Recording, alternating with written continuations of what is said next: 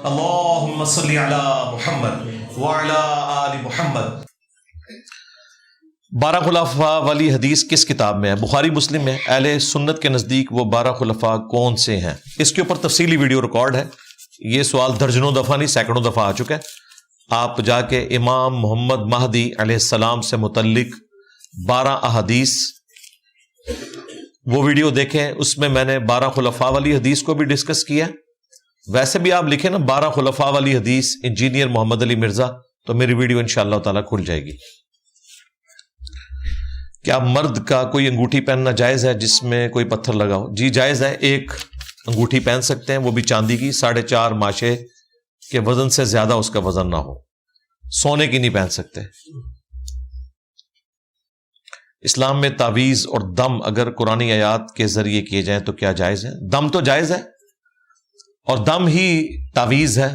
المعوذات 3 پناہ دینے والی صورتیں جو بخاری مسلم میں آیا کہ آخری 3 صورتیں نبی علیہ السلام رات کو سونے سے پہلے پڑھ کر 3 دفعہ اپنے ہاتھوں پر پھونک مار کے جسم پہ پھیرا کرتے تھے۔ اور مسلم شریف میں حدیث ہے اگر نبی علیہ السلام کے گھر والوں میں کوئی بیمار ہو جاتا تو بھی آپ علیہ السلام یہی عمل کیا کرتے تھے اس کے ساتھ۔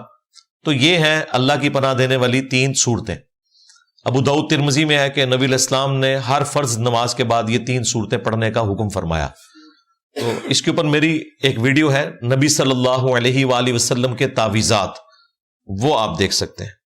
باقی یہ قرآن لکھ کر تعویذ گلے میں لٹکانا یہ کوئی ثابت نہیں ہے۔ یہ اسی طریقے سے ہے کوئی قرآن میں پڑھے کہ شہد میں شفا ہے اور شہد کی بوتل گلے میں لٹکا لے۔ شہد چاٹنے سے شفا ہوگی، گلے میں بوتل لٹکانے سے شفا نہیں ہوگی۔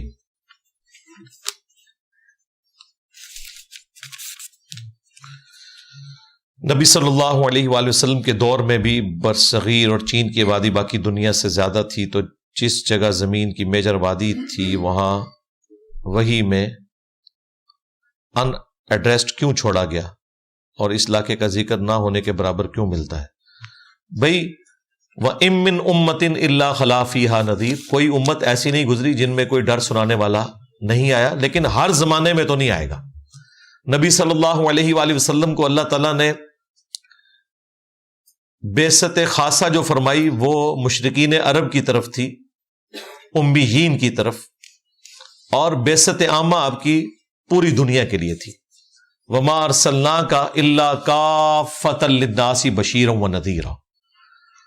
تو ظاہر ہے کہ سب کی طرف تو بیک وقت نہیں بھیجا جا سکتا تھا، ایک ہی طرف ہی بھیجنا تھا اور ان کے ذریعے آگے دعوت پھیلانی تھی، یہ اللہ کی سنت ہے۔ باقی آبادی کہاں پر زیادہ ہے کہاں پر کم ہے اسے کوئی فرق نہیں پڑتا۔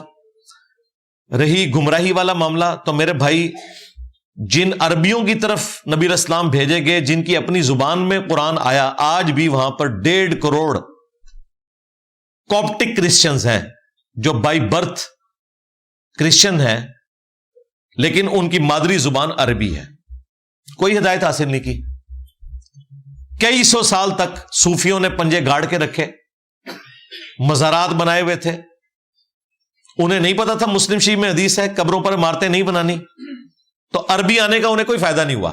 عربی کا فائدہ اسی کو ہوگا جس نے عمل کرنا ہے، جس نے عمل نہیں کرنا اسے عربی آنے کا کوئی فائدہ نہیں ہے۔ اس نے نہ عربی میں عمل کرنا ہے نہ اردو میں عمل کرنا ہے، یہ ذہن میں رکھیے گا۔ آج بھی عرب ملکوں میں آپ دیکھ لیں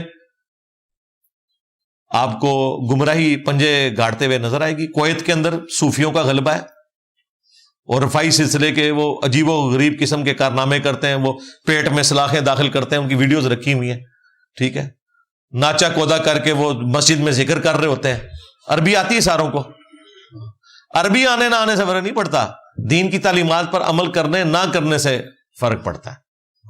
تو یہ اپنے دماغ سے نکال دیں کہ یہاں پر اگر قرآن اردو میں نازل ہوتا ہے یا فارسی میں نازل ہوتا تو یہ لوگ ہدایت حاصل کر لیتے ہیں۔ ہدایت انہوں نے ہی حاصل کرنی تھی جنہوں نے ان کی تعلیمات پر عمل کرنا ہے، جس کا پریکٹیکل ثبوت یہ ہے کہ آج بھی عرب میں ہزاروں نہیں لاکھوں نہیں کروڑوں لوگ ہیں جو قرآن ہونے کے باوجود محروم ہیں، نبی علیہ السلام کے زمانے میں بھی اور آج بھی، مسلمانوں میں بھی اور نان مسلمز میں بھی۔ فارکس ٹریڈنگ حلال ہے یا حرام ہے؟ یہی لکھیں فارکس ٹریڈنگ تو میری ویڈیو کھل جائے گی۔ حلال اور حرام کاروبار کے جو اصول ہیں، میں نے پچھلی دفعہ اسلامک بینکنگ کے اوپر بات کی، اس میں میں نے اصولی باتیں کر دی ہیں.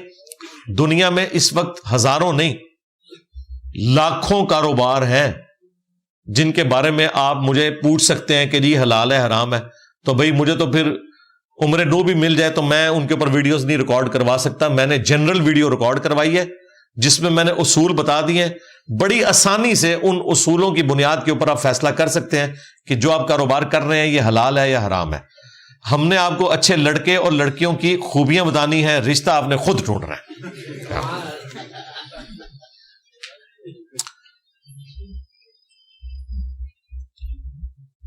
کچھ ماہ پہلے آپ نے محترمہ رومی صاحبہ کی ویڈیو کے نیچے کامنٹ کیے, دوسری طرف آپ کسی لڑکی کو انٹرویو نہیں دیتے. اس کا ایسے کیا تعلق ہے؟ یہ تو ہونا چاہیے تھا کہ کچھ مہینے پہلے آپ نے فلاں کو انٹرویو دیا اور آپ کہتے ہیں کہ آپ انٹرویو نہیں دیتے. یہ دو باتوں کو آپ ریلیٹ کر نہیں سکتے. سوال تو مر گیا, اس کا تو اس سے کوئی تعلق نہیں. میں تو کمنٹ جہاں مرضی کروں, وہ میری مرضی ہے. رہا جو انٹرویو دینے والا معاملہ ہے, اس کو بھی میں نے بیان کیا ہوا ہے کہ میں اس کا شرعی حکم کیا سمجھتا ہوں, اپنے لیے کیا سمجھتا ہوں. ٹھیک ہے, تو یہ دو باتیں آپس میں ریلیٹ نہیں کرتی. یا آپ نے خود سے اس کو ریلیٹ کرنا ہے تو وہ کرتے رہے.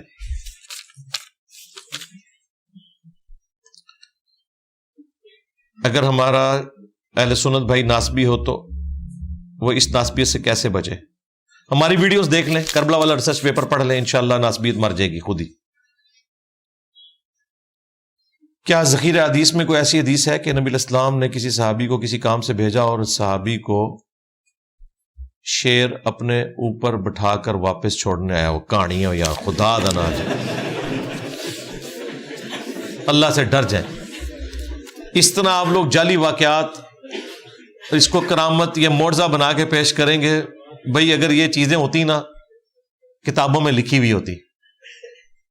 سب سے بڑا جھوٹ انہوں نے بولا کہ نبی علیہ السلام کا سایہ نہیں تھا. نبی علیہ السلام کے معجزات میں اگر ٹاپ کے اوپر 5 معجزات گنے جائیں تو قرآن کے بعد سب سے بڑا معجزہ یہی ہو سکتا تھا کہ ایک شخص سورج کی روشنی میں نکلے اور اس کا سایہ نہ ہو. یہ وہ معجزہ ہے جو اس زمانے میں بھی معجزہ ہوتا, آج بھی معجزہ ہوتا, اور اس معجزے کا کوئی انکار بھی نہ کر سکتا.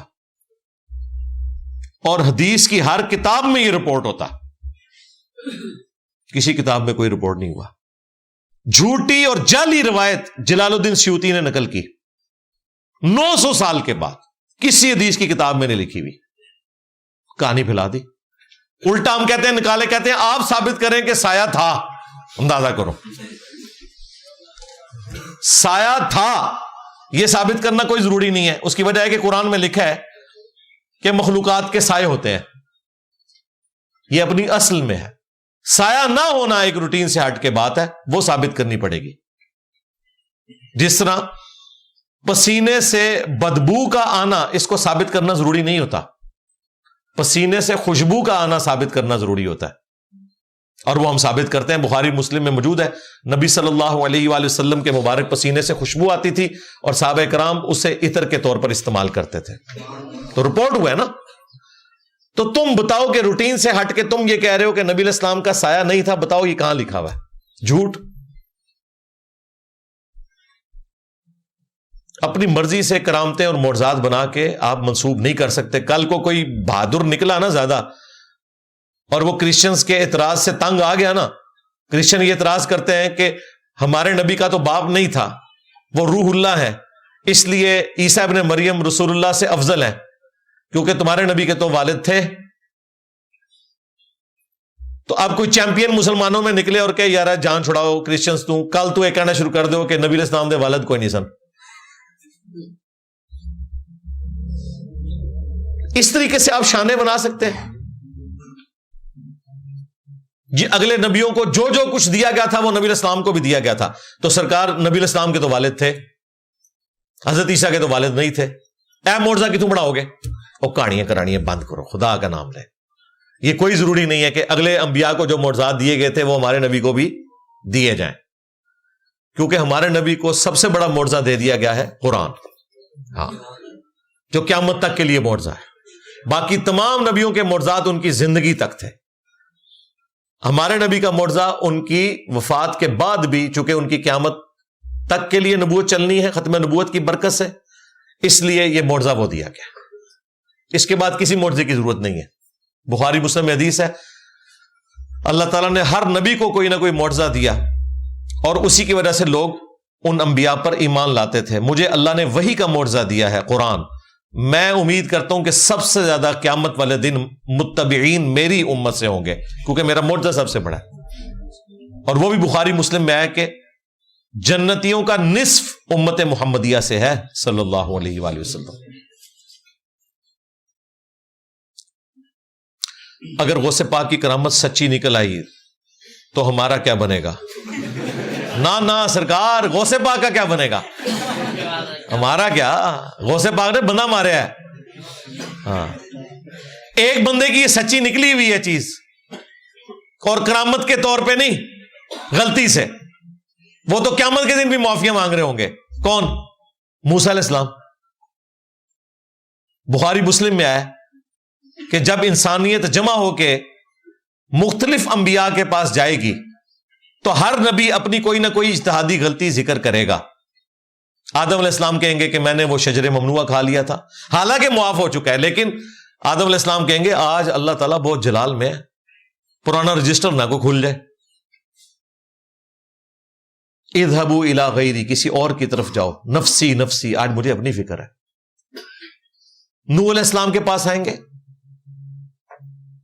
ان کی تعریف کریں گے، لیکن نوح علیہ السلام کہیں گے کہ مجھ سے بھی دنیا میں ایک غلطی ہوئی، میں نے اپنے کافر بیٹے کے حق میں دعا کر لی تھی، حالانکہ قرآن میں وہ معاف ہو چکی بھی ہے. لیکن اس دن خطرہ ہے کہ دوبارہ رجسٹر کھول نہ جائے. تو موسیٰ کے پاس چلے جاؤ. موسیٰ علیہ السلام کہیں گے میں نے دنیا میں ایک لڑائی کے دوران لڑائی چھڑواتے ہوئے مجھ سے ایک بندہ قتل ہو گیا تھا، مجھے خطرہ ہے کہ اللہ تعالیٰ مجھے پکڑ نہ لے. اندازہ کرو. اور یہ ڈر انہیں دنیا میں بھی تھا. جب حضرت موسیٰ اور خضر کا واقعہ ہے جس میں وہ ایک بچے کی گردن مروڑ دیتے ہیں تو حضرت موسیٰ کیا کہتے ہیں، خضر تو نے ایک جان کو ناحق قتل کر دیا. حالانکہ وہ خضر علیہ السلام حضرت اسرائیل کی ڈیوٹی پوری کر رہے تھے، وہ حضرت موسیٰ کو سکھایا جا رہا تھا. وہ اس بچے کی موت کا وقت آ چکا تھا، وہ انہوں نے قتل ناحق نہیں کیا تھا، اس کی موت کا وقت آ گیا تھا، وہ مسئلہ تقدیر سمجھایا جا رہا تھا، یہ واقعی کچھ اور تھا. قیامت والے دن موسیٰ علیہ السلام کیا کہیں گے کہ مجھ سے دنیا میں بندہ قتل ہو گیا تھا، آج مجھے اپنی فکر ہے. تو بھائی غوث پاک نے جو وہ لوٹے کی ٹوٹی سیدھی نہ ہونے کے اوپر بندہ مارا ہوا ہے، ہاں تو دعا کرو اے کرامت سچی نہ نکلے. غوث پاک گئے نہیں تھے، ہاں ساڈا کے غوث پاک تھا کہ بنے گا. ہاں قرآن میں ہے جس نے ناحق قتل کیا کسی کو اس کے لیے ہمیشہ کی جہنم ہے. موسیٰ علیہ السلام نے تو پھر بھی معافی مانگ لی تھی، حالانکہ انہوں نے قتل نہیں کیا تھا، قتل ہو گیا تھا. ایسے بندہ ساڑے ہے بندے نے انج کر کے لیزر مار کے. یہ ہالی ووڈ والوں نے ساری ٹیکنالوجی ہماری چوری کی ہوئی ہے، وہ جو لیزر مارتے ہیں آنکھوں سے. تے دعا کرو غوث پاک دے حق وچ کہ اے کوئی انہوں نے نہ کیتا ہوئے، نہیں تے مارے گئے جے. کہانیاں بنائی نے.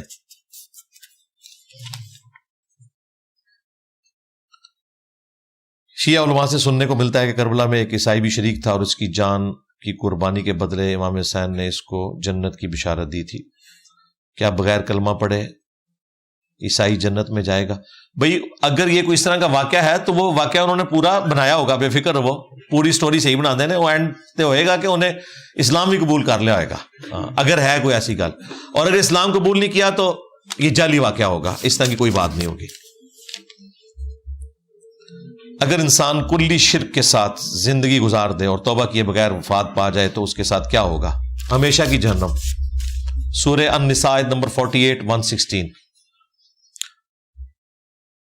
مسجد میں ہنسنے سے گناہ تو نہیں ملتا.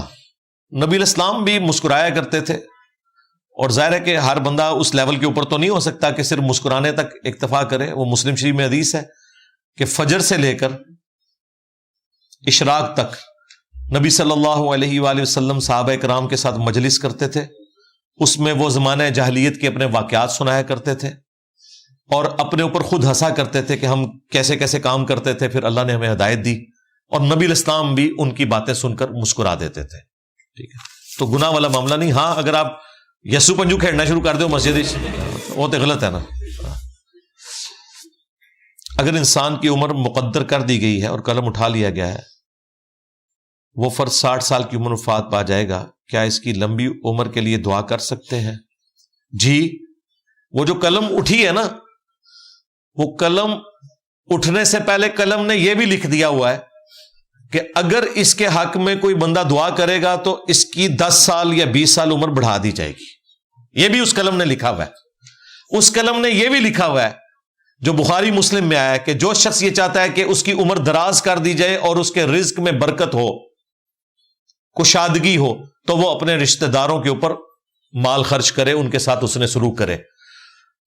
تو وہ شخص جو اپنے رشتہ داروں کے ساتھ حسن سلوک کرتا ہے، اس کی عمر اگر اللہ کے ہاں 50 سال لکھی تھی تو وہ لکھنے کے ساتھ قلم نے یہ بھی لکھا تھا کہ اگر یہ حسن سلوک کرے گا تو اتنے سال اس کی عمر اور بڑھ جائے گی، لہذا تقدیر کوئی نہیں بدلے گی، تقدیر میں پہلے ہی لکھا ہوا ہے کہ اس کی برکت سے اس کی عمر اور بڑھ جائے گی۔ لو سامو، ٹھیک ہو گیا؟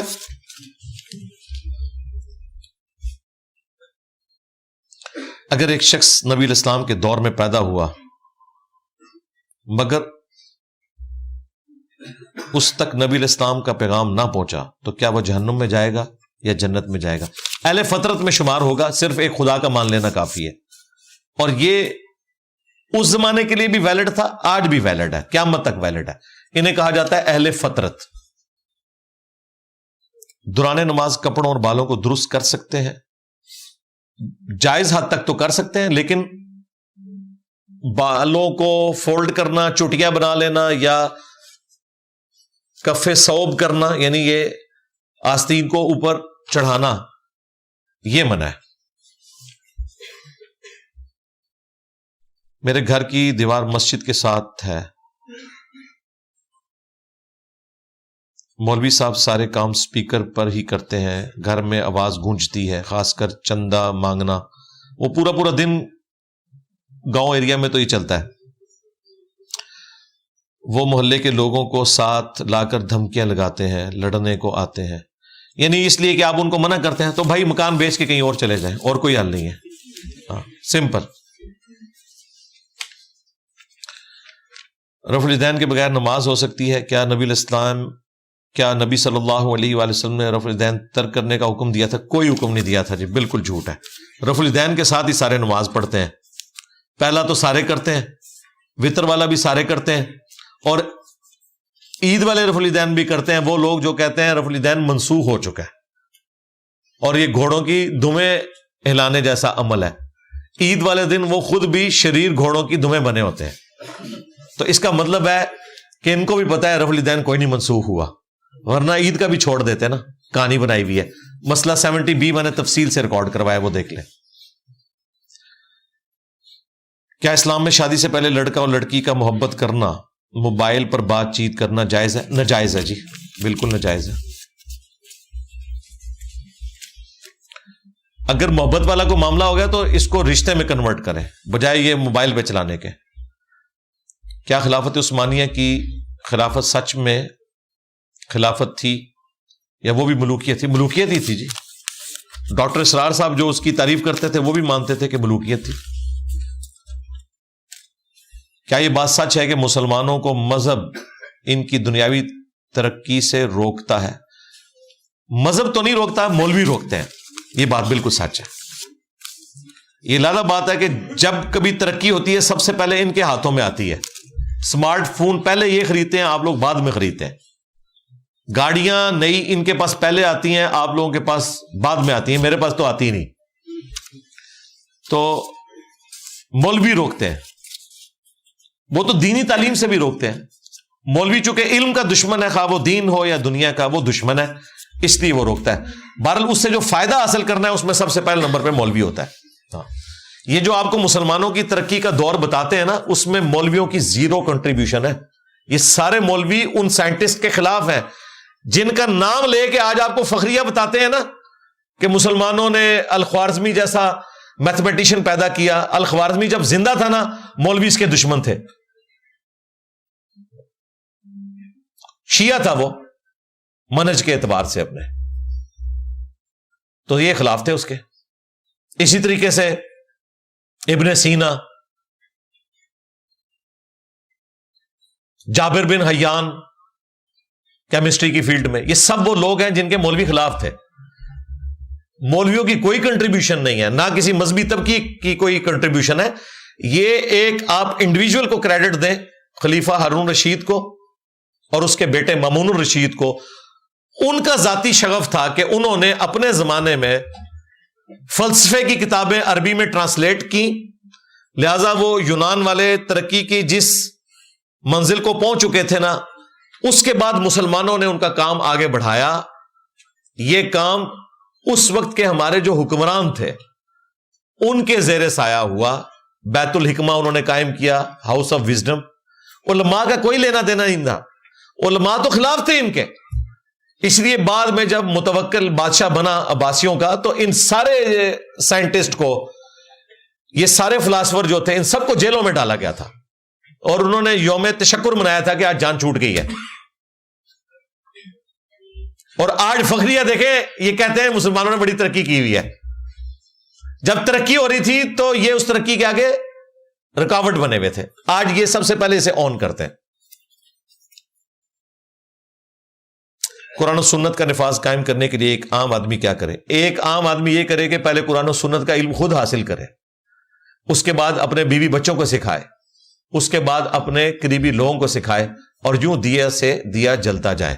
اس نے بندوق لے کے نہیں کہیں چڑھنا. ہاں مہربانی کرو، اسلامک سسٹم لکھیں، نظام خلافت لکھیں، میری کئی ایک ویڈیوز کھل جائیں گی. پاکستان میں ہر طبقہ مذہبی ہونے کا دعویٰ کرتا ہے، لیکن معاملات میں اور حقوق العباد میں بڑے پیمانے پر بہت برے ہیں یہ. ہاں جی اس طرح ہی ہے، ٹھیک ہے. مذہبی ہونے کا دعویٰ کرتا ہے نا، مذہبی ہے نہیں ہے نا، لیکن یہ حقیقت بات ہے کہ میں تو دیکھ لوں نا کسی دکاندار کی داڑھی ہے، میں اسے سودا نہیں لیتا، میں کہنا انہیں بڑا پیڑا چک مارنا ہے. بالکل یہ گل صحیح ہے تھوڑی. اس کی وجہ کیا ہے؟ وجہ جی ڈاکٹر ذاکر نائک سے پوچھی تھی ایک پشتون سسٹر نے، انہوں نے بھی نہیں بتائی، تو میں آپ کو کیسے بتاؤں؟ یہ تو مشکل ترین سوال ہے. انہوں نے سوال کا رخ دوسری طرف پھیر دیا کہ جی وہ معاشرہ مذہبی کیسے ہو سکتا ہے جہاں پہ یہ سب کچھ ہوتا ہو؟ وہ بھائی مذہبی لوگ ہی یہ سارے کام کرتے ہیں. ایک عام آدمی مسجد میں برا کام کرتے ہوئے ڈرتا ہے، مولوی جنازے کی چارپائی کے اوپر منہ کالا کر لیتا ہے. مولوی مسجد کے اندر وہ سب کچھ کرتا ہے جو ایک عام بندہ مسجد سے باہر کرتے ہوئے ڈرتا ہے. اب آپ لاکھ کہتے رہے نہیں وہ تو مسجد نہیں ہے، وہ مولوی نہیں ہے، ٹھیک ہے کہتے رہے. یہ وجہ ہے جی، ہم نے آج تک اپنی غلطی کو غلطی نہیں مانا، اس لیے اصلاح بھی نہیں کی. بدعتی اپنی بدعت تب چھوڑے گا جب اسے پتا چلے گا یہ بدعت ہے. وہ تو اسے ثواب سمجھ کے کر رہا ہے، تو وہ کیوں چھوڑے گا؟ اس طریقے سے مولوی بھی یہ ساری حرکتیں جو کر رہا ہے نا، یہ اس کو جائز سمجھتے ہوئے کر رہا ہے، تو کیسے چھوڑے گا؟ ایک دیندار طبقہ وہ یہ سمجھتا ہے کہ ہم نماز اور داڑھی کے ذریعے اللہ تعالیٰ کو دھوکہ دے لیں گے، لہٰذا ہم اپنے رشتہ داروں کا مال بے شک ہڑپ کر لیں. وہ قرآن میں لکھا رہے کہ جنہوں نے یتیموں کا مال حق ہڑپ کیا وہ اپنے پیٹ میں دوزخ کی آگ بھر رہے ہیں. وہ کہیں گے کہ ٹھیک ہے ہم قیامت الدین کوئی 100-150 نفل دے کے جان چھڑوا لیں گے. حالانکہ ایسا نہیں ہونا. صحیح مسلم میں حدیث ہے، جانتے ہو مفلس کون ہے؟ صحابہ نے کہا ہم تو اسی کو مفلس سمجھتے ہیں جس کے پاس دنیا کا مال نہ ہو. آپ نے فرمایا میری امت کا مفلس وہ ہے جو قیامت کے دن پہاڑوں کے برابر نماز، روزہ، حج، زکوٰۃ لے کر آیا، لیکن اس حال میں کہ دنیا میں کسی کو مارا، کسی کا خون بہایا، کسی کو تکلیف دی، کسی کو دکھ پہنچایا. وہ سب لوگ قیامت کے دن آئیں گے ایک ایک کر کے اپنا بدلہ لیں گے، اور اس دن بدلہ ہوگا نیکیوں کے ذریعے. اللہ تعالیٰ کہے گا کہ اس کے پاس تو کچھ نہیں ہے، اس کی نیکیاں تمہارے کھاتے میں. اینڈ پہ اس کی نیکیاں بھی ختم ہو جائیں گی، ابھی بھی کچھ لوگ باقی ہوں گے جن کا بدلہ اس نے ابھی دینا ہوگا. پھر اللہ تعالیٰ فرمائے گا کہ اب تمہارے گناہ اس کے کھاتے میں ڈالوں گا، اور اوندا منہ کر کے جہنم میں، جس کی پہاڑوں کے برابر نیکیاں تھی اب پہاڑوں کے برابر گناہ لے کے وہ جا رہا ہے. اور وہ گناہ جو اس نے نہیں کیے ہوئے انڈائریکٹلی، چونکہ اس نے دنیا میں حقوق العباد پورے نہیں کیے. لو سامو، کیا ایسے امام مسجد کے پیچھے نماز پڑھنا جائز ہے جو نبی صلی اللہ علیہ وآلہ وسلم کو مشکل کشا مانتا ہو؟ شرک والے امام کے پیچھے نماز پڑھنا یہ پوری ڈاکٹرن ہے. وہ آپ ویڈیو دیکھ لیں تو آپ کو بات سمجھ آ جائے گی انشاءاللہ. میں ظہر کے ساتھ فجر اور عصر پڑھتا ہوں، واہ، اور عشاء کے ساتھ مغرب پڑھتا ہوں، کیا یہ جائز ہے؟ نہیں، فجر بھی ساتھ پڑھ لیا کریں. بھئی نمازیں جمع ہو سکتی ہیں صرف ظہر اور عصر اور مغرب اور عشاء، اور وہ بھی ضرورتاً. نبی علیہ السلام کی عمومی سنت یہ نہیں ہے. کبھی کوئی مجبوری ہے تو آپ ایسا کر سکتے ہیں، یا پرماننٹ کسی کے ساتھ کوئی مجبوری ہے، جس طرح ایک بندہ اسکول کالج میں پڑھتا ہے اور اسے ٹائم نہیں ملتا، نماز قضا ہونے کا اندیشہ ہے، تو وہ ظہر عصر اکٹھی کر سکتا ہے، مغرب عشاء اکٹھی کر سکتا ہے، روزانہ بھی کر سکتا ہے. لیکن فجر تو الگ وقت میں پڑھنی ہے. ہاں کسی کی فجر رہ گئی ہے تو ظاہر 5 کی گنتی تو پوری کرنی ہے، پھر آپ بے شک زور سے پہلے پڑھ لیں یا رات کو سونے سے پہلے پڑھ لیں، وہ ایک الگ بات ہے.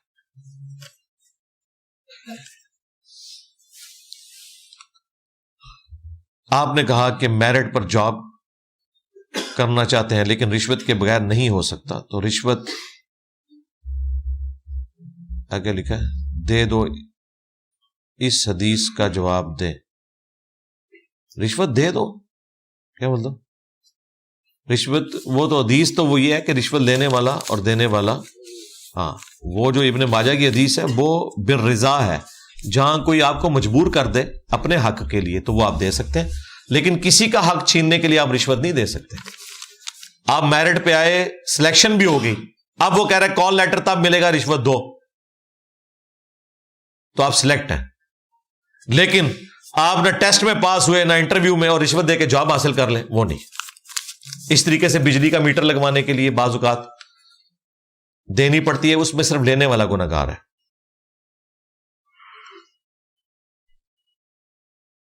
اگر باپ ماں کو مارے تو کیا ہم واپسی پر باپ کو روکنے کے لیے ہاتھ سے روک سکتے ہیں؟ روکیں گے پھر بدتمیزی ہو جائے گی. اگر آپ اس طرح کی کوئی ایکٹیویٹی پرفارم کریں گے تو وہ مزید لڑائی ہوگی، آپ کچھ کر نہیں سکیں گے. ہو سکتا ہے باپ کی گستاخی ہو جائے، اگرچہ وہ ظالم ہے پھر بھی آپ کا تو باپ ہے، آپ تو لمٹ کراس نہیں کر سکتے. ہاں آپ اپنی ماں کو کہیں کہ وہ کوئی قانونی راستہ اختیار کرے، وہ ان کا رائٹ ہے.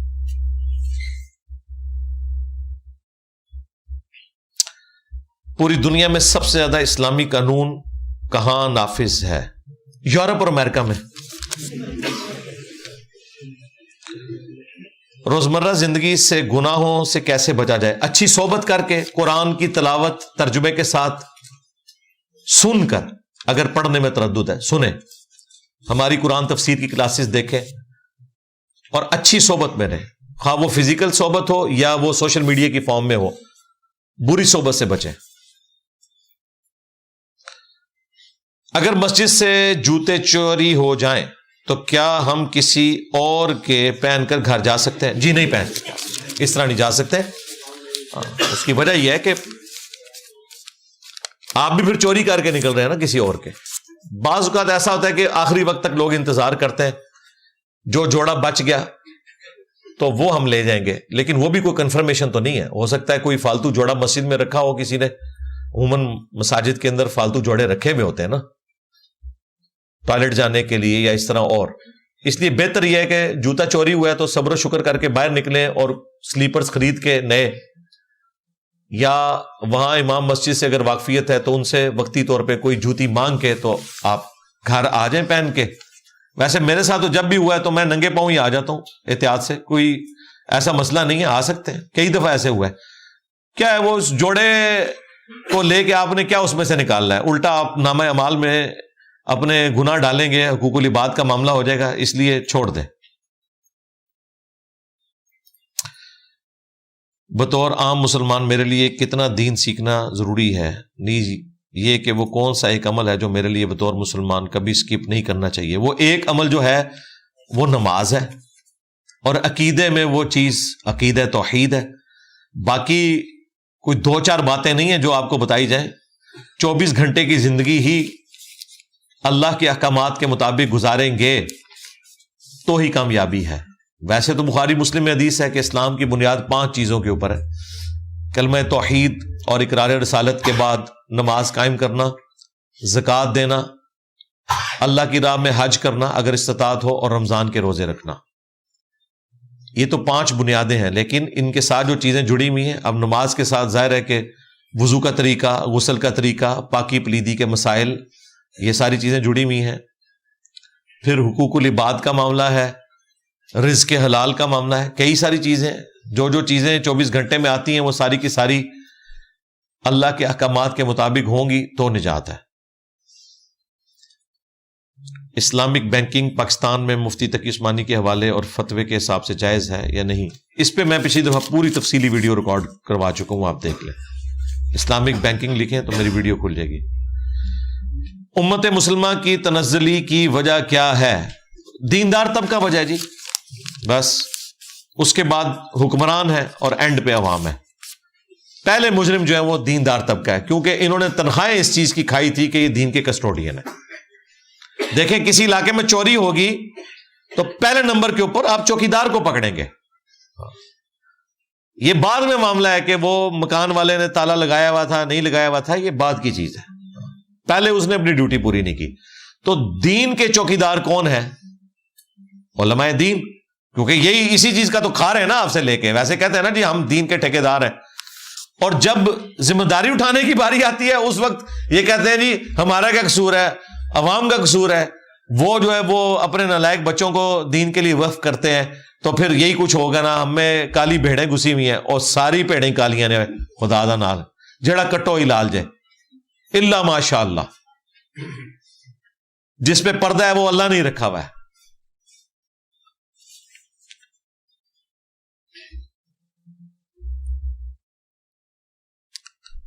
انبیاء کرام علیہ السلام کی انسانوں میں سے سلیکشن کا کرائٹیریا کیا تھا؟ یہ اللہ تعالیٰ کی مرضی ہے جی، یہ واہ بھی چیز ہے. کرائٹیریا کیا تھا؟ یہ اللہ اور مخلوق کا معاملہ ہے، ہمیں نہیں بتایا گیا. کیا اس جہان سے پہلے والے جہان کی آخرت میں ہونے والے حساب و کتاب کے ٹاپرز کو اس جہان میں انبیاء کا درجہ ملا؟ نہیں، ایسی کوئی بات نہیں ہے. اگر کوئی فلسفی یا کوئی فقیہ اس قسم کی باتیں کر دے تو اولادہ بات ہے. عقیدہ یہ ہے کہ انبیاء کرام اللہ کے مخلص بندے تھے. قرآن میں ہے کہ وہ ہمارے مخلص تھے، ہم نے چن لیا تھا، ہم نے خود خالص کر لیا تھا. یہ ایک ڈیوائن ڈیسیژن ہے، جس طرح کہ یہ ڈیسیژن ہے کہ مرد و عورت کا جو جینڈر الگ الگ ہے، یہ اللہ نے چنا ہے کہ آپ کی جنس کیا ہوگی. اس کے پیچھے ہماری کوئی کنٹریبیوشن نہیں ہے. اور پھر جنس چنے جانے کے بعد بھی اس کی جو لمیٹیشنز ہیں وہ بھی خدا نے چنی ہے کہ پریگنینسی کی تکلیف عورت کاٹے گی اور معیشت کی تکلیف مرد کاٹے گا. یہ نہیں ہو سکتا کہ مرد پریگننٹ ہو جائے، یہ اللہ نے لمیٹیشن لگائی ہوئی ہے، یہ ول آف گاڈ ہے.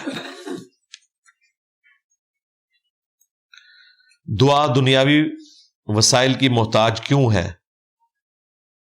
دعا دنیاوی وسائل کی محتاج نہیں ہے، دنیاوی وسائل دعا کے محتاج ہیں. پہلے تو یہ اپنا جملہ درست کریں. سپر نیچرل دعائیں قبول کیوں نہیں ہوتی؟ اس لیے کہ سپر نیچرل دعائیں مانگنا حرام ہے. کہاں یہ دعا آئی ہے کہ جی آپ دعا کریں کہ یا اللہ میرا سارا گھر سونے کا بن جائے؟ کسی ضعیف حدیث میں کوئی دعا؟ سپر نیچرل دعا تو آپ مانگ ہی نہیں سکتے. آپ کو کس نے کہا؟ پھر آپ سوچ رہے ہوں گے کہ دعا کیا کرے گی؟ دعا یہ کرے گی کہ آپ کی مصیبت کو ٹال دے گی، یا اس کے بدلے میں اللہ تعالیٰ آپ کو کوئی ریلیف دے دے گا، یا قیامت کے دن وہ آپ کے نامہ اعمال میں نیکیوں کی شکل میں جمع ہو جائے گی اور آخرت کا ریلیف مل جائے گا. یعنی دعا کا مقصد ریلیف ہے، وہ دنیا میں بھی ہو سکتا ہے اور آخرت میں بھی. یہ نہیں ہوگا کہ آپ دعا کریں اور وہ قبول نہ ہو. ہاں یہ ہوگا کہ اس طریقے پر قبول نہ ہو جس طریقے پہ آپ چاہ رہے ہیں. یہ فیصلہ اللہ نے اپنے پاس رکھا ہے. وہ مسند احمد میں حدیث ہے 3 طریقے سے دعا قبول ہوتی ہے، دعا کبھی رد نہیں ہوتی. جامعہ ترمذی میں بھی یہ حدیث موجود ہے. نمبر 1 جو مانگا وہ مل جائے گا. نمبر 2 اس کے بدلے اللہ تعالیٰ کوئی تکلیف ٹال دے گا یا کوئی اور نعمت بدل دے گا. نمبر 3 قیامت والے دن محفوظ کر دی جائے گی اور اتنی نیکیاں مل جائیں گی. اس پہ صحابہ کرام نے یہ سوال نہیں کیا جو آپ نے لکھا ہے. صحابہ کرام نے کہا یا رسول اللہ اگر یہی بات ہے پھر تو ہم بہت زیادہ دعائیں مانگا کریں گے کیونکہ نیکیاں تو بن جانی ہے خود بخود. تو آپ نے فرمایا اللہ تعالیٰ بھی بہت زیادہ دعائیں قبول فرمانے والا ہے. ٹھیک ہے. ایک ریپ ہوتی ہے، بچی قتل ہوتے شخص کی دعا کو فوقیت ملنی چاہیے. نہیں، دنیا تو قانون ابتلا کے اوپر چل رہی ہے بھائی، اس طرح نہیں ہے. بدلہ ملے گا آخرت میں ملے گا. اگر آپ کہیں نہیں دنیا میں ملنا چاہیے، دنیا میں ملنا چاہیے تو پھر آخرت کس لیے؟ دوسرا، دنیا میں اگر بدلہ ملے گا تو وہ کتنی دیر کے لیے اسے مل جائے گا؟ 50 سال 60 سال کے بعد تو مر ہی جانا ہے. آخرت میں جب ملے گا نا، ہمیشہ کا انعام مل جائے گا اسے. یہ تو آخرت میں لوگوں نے کہنا ہے کہ دنیا میں ہماری کوئی دعا ہی قبول نہ ہوئی ہوتی، دنیا میں ہمارے جسم کینچیوں سے کاٹے جاتے اور آخرت کا عذاب نہ ہوتا. اگر صرف دنیا کو دیکھیں یہ ساری باتیں درست ہیں، لیکن یہ ٹوٹل پیکج ہے دنیا اور آخرت کو ملا کر. دنیا میں اللہ تعالیٰ کسی کو دے کر آزمائے گا، کسی سے لے کر آزمائے گا، کسی کو بیمار رکھ کر آزمائے گا، کسی کو اچھی صحت دے کر آزمائے گا. یہ آخرت میں فیصلہ ہوگا کہ بیمار آدمی کامیاب ہوا یا صحت مند کامیاب ہوا. لوگ تو کہتے ہیں جی صحت مند ہوتے تو ہم دین کے لیے ہی کرتے ہیں. بڑے لوگ آپ کو ملیں گے جی اللہ تعالیٰ مجھے مال دے نا تو میں یہ کر دوں گا، اور جان دیا کرے گا تو رفع الیدین پھر بھی نہیں تو شروع کرنا، تیرے ہوتے جنم لیا ہوتا. یہ کہنا آسان ہے. آپ جو گیون سرکمسٹانسز ہیں اس میں جو کر سکتے ہیں وہ کریں، انشاءاللہ تعالی اس میں آپ ترقی کر سکتے ہیں. اس میں آپ کے ساتھ آخرت میں کوئی بیڈ لک نہیں ہوگا. بیڈ لک صرف دنیا میں ہوتا ہے، آخرت میں نہیں ہوتا. اگر بابے کوئی سائنسی ایجاد نہیں کر سکے تو آسمانی کتابوں میں فزکس اور میکینیکل انجینئرنگ نہیں بتائے گی. خدا تو ہر چیز کا علم رکھتا ہے، پھر یہ سائنسی قوانین انسان کو کیوں نہیں بتائے گئے؟ بنیادی چند چیزیں تو بتائی گئی ہیں، ہماری انسٹنکٹ میں ڈال دی گئی ہیں کہ پیاس پانی کے ذریعے بجھے گی، پیٹ کھانے کے ذریعے بھرا جائے گا. باقی یہ جو سائنسی ترقی ہے انسانیت کو اللہ تعالیٰ نے پوٹینشلی تو یہ ساری ترقی رکھ دی ہوئی تھی، اسی زمین میں سارے ریسورسز رکھ دیے تھے. سورج کو انسان نے تو نہیں بنایا نا. سولر پلیٹ اگر انسان نے بنائی ہے تو سورج تو اللہ کا ہے، اور وہ سولر پلیٹ کا سارا مٹیریل بھی اللہ کا ہے. اسے ایک فارم دی ہے اور اس کو انسان نے اپنے نفع کے لیے حاصل کی ہے. رہی الہامی کتابیں تو ان کا موضوع یہ نہیں ہے. الہامی کتابوں کا موضوع انسانیت کی ہدایت ہے. یہ چیزیں اسی طریقے سے ہی ترقی کریں گی اور مزید ترقی کرتے چلی جائیں گی. ان کو اللہ تعالیٰ نے کہیں آن نہیں کیا کہ میں اس طریقے سے کسی کو زبردستی کوئی سلیبس لکھ کر دوں گا. ہاں، وقتاً فوقتاً مختلف لوگوں کو اللہ تعالیٰ نے ایسی صلاحیتیں دی ہیں کہ ان کی سوچنے سمجھنے کی صلاحیت عام لوگوں سے زیادہ ہوتی ہے، ان کا ویژن عام لوگوں سے زیادہ ہوتا ہے. آئنسٹائن تھا، نیوٹن تھا، کوپرنیکس تھا، گلیلیو تھا، یہ عام لوگوں سے ہٹ کے ذہین ترین لوگ تھے. اور اس طرح کے لوگ آج بھی موجود ہیں، قیامت تک آتے رہیں گے، اور وہ غور و تفکر کریں گے اور ان کے لیے اللہ تعالیٰ شرح صدر بھی کرے گا. غیبی مدد بھی اللہ تعالیٰ کی آئی ہے، صرف ذہن کا خیال نہیں. کبھی خواب میں بھی کوئی چیز اللہ تعالیٰ نے کسی کو دکھا دی اور اس کے ذریعے اس نے آگے معاملات کو چلایا.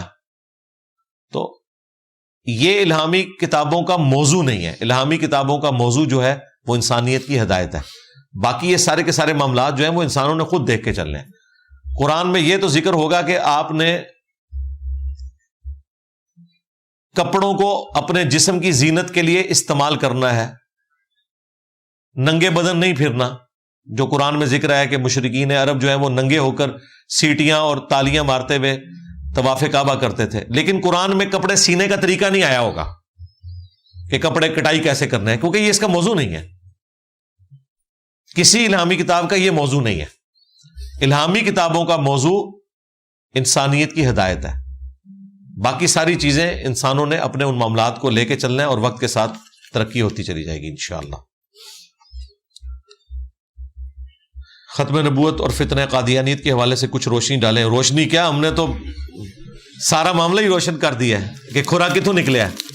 تواڈے بابیاں دے گھر نکلا ہے کھرا. بے شمار ویڈیوز ہیں میری اس کے اوپر. ختم نبوت لکھیں، ویڈیوز ہی میری کھلیں گی. چندے کوئی اور لے رہا ہے، ویڈیوز ہماری ہیں.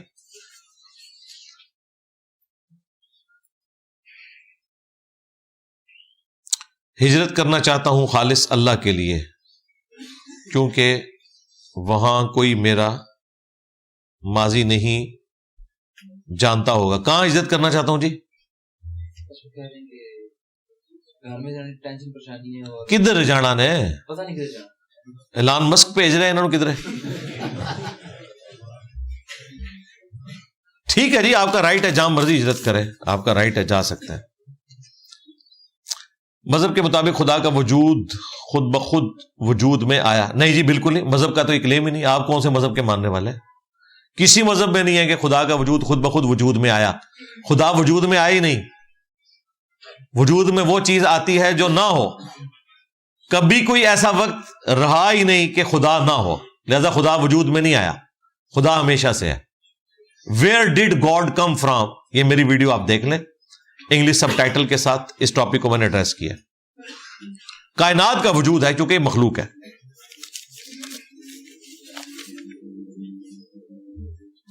میکڈونلڈ سمیت انٹرنیشنل برانڈ کا بائیکاٹ کے حوالے سے آپ کا کیا موقف ہے؟ کیا یہ میں تو میکڈونلڈ کھاتا ہی نہیں ہوں, مجھے کیا اس سے موقف کیا کوئی دلچسپی ہے؟ جو آپ کا دل کرتا ہے وہ آپ کریں.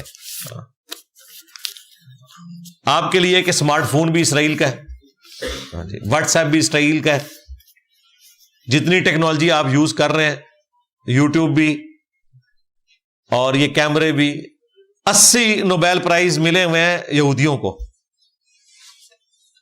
مسلمانوں کے پاس مشکل سے 1.5 ہے, ادھا تسی کہہ لو. ایک جو ہے وہ ملالہ یوسف زئی کو, اور 1 نوبیل پرائز وہ بنگلہ دیش کے جو ڈاکٹر ہیں, اللہ کرے مسلمان ہی ہو, جن کو اکنامکس مسلمان ہی ہے جی, وہ جو ابھی پرائم منسٹر بنے ہیں ان کے. ہاں بس 1.5 ہے تھوڑے کو, ترقی بھی پھر اتنی ہوئے گی نا. اگر ایک بندہ والد کا نافرمان ہے, والد کو عمر کے آخری حصہ میں پریشانی کا باعث بن رہا ہے, کیا اس کی نماز اور عبادات قبول ہو سکتی ہیں؟ یار وہ توبہ کرے. نماز تو ایک الگ سے معاملہ ہے نا, وہ تو حقوق اللہ ہے. ایک بندہ داڑھی نہیں رکھتا اور نماز پڑھتا ہے, تو اب داڑھی نہ ہونے کی وجہ سے نماز تو ریجیکٹ نہیں ہو جائے گی, وہ ایک الگ سے ایک عمل ہے. توبہ کرے, معافی مانگے. بخاری مسلم اور مشکات کی کسی حدیث کی سمجھ نہ آئے تو کون سی شرح سب سے بہتر ہے؟ آپ کسی بھی عالم سے جا کے پوچھ لیں, وہ آپ کو بتا دے گا انشاءاللہ تعالی, اگر اس کے پاس علم ہوگا. نہ ہو تو بڑے عالم سے جا کے پوچھ لیں. لیکن جب پوچھنا ہے نا آپ نے, تو وہ کوئی دلیل کے ساتھ بتائے, اپنی طرف سے نہ بتائے. ویسے تو ہمارے خیال میں جو ایک عام بندے کی ضرورت ہے وہ ساری چیزیں تو ہم نے بیان کر دی ہوئی ہیں. اس کو آپ تھیوریٹیکل سوال لکھنے کے بجائے نا, اگر کوئی ایک مسئلہ لکھ دیتے تو میں جواب دے دیتا. ویسے تو مختلف علماء نے شروحات لکھی ہوئی ہیں, آپ جس کی مرضی پڑھ لیں. جو قرآن و سنت کے مطابق آپ کو حوالے سے کوئی بات سمجھائے وہ لے لیں, جو اپنا ذاتی خیال بیان کرے تو جس کا آپ کو اچھا لگتا ہے وہ آپ لے لیں. بچوں کے اچھے کاموں کا ثواب تو والدین کو ملتا ہے, کیا اسی طرح گناہ کا عذاب بھی پہنچے گا؟ جی پہنچے گا, اگر انہوں نے ان کی تربیت بری کی ہوئی تو. اگر تربیت اچھی کی تھی اور وہ خود سے گناہ کر رہے ہیں پھر نہیں. لا تازر وازرۃ وزر اخرى, کوئی بوجھ اٹھانے والی جان دوسرے کا بوجھ نہیں اٹھائے گی. یہ قرآن کا واضح فتویٰ ہے. میرا سارا گاؤں بریلوی ہے, رفع الیدین کرتے ہوئے ڈر لگتا ہے مسجد میں, کیا گھر میں نماز پڑھ سکتا ہوں؟ اس کا حل ہم نے بتایا ہوا ہے کہ آپ اقامت کے وقت مسجد میں پہنچے, ڈرنے کی ضرورت ہی نہیں ہے. جب جماعت شروع ہو آپ رفع الیدین سے نماز پڑھے, سلام پھرے, گھر واپس آ جائے. امام کو کیا پتا. میں جواب پورا دیتا ہوں, میرا جواب ختم نہیں ہوا. اچھا, اب مسئلہ صرف ان لوگوں کا ہے جو آپ کے ساتھ پڑھ رہے ہوں گے.